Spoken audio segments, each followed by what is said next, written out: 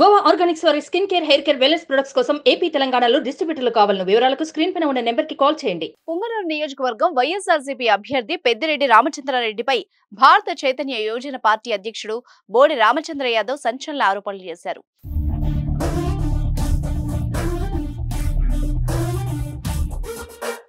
అఫిడవిట్లో తన స్థిరాస్తులకు సంబంధించిన ఆర్థిక సమాచారాన్ని పూర్తిగా బహిర్గతం చేయలేదని, అందుకు తగిన ఆధారాలు ఉన్నాయన్నారు.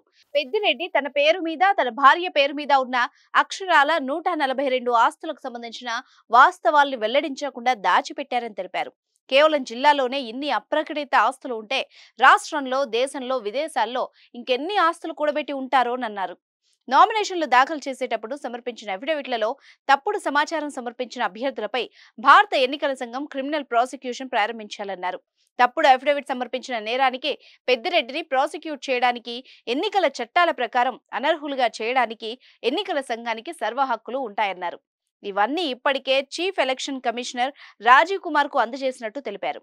పెద్దిరెడ్డి రామచంద్రారెడ్డి ఎన్నికల నియమావళిని, చట్టాల్ని ఉల్లంఘించినందుకు ఆయనపై అనర్హత వేటు వేయాలని రామచంద్ర యాదవ్ డిమాండ్ చేస్తున్నారు.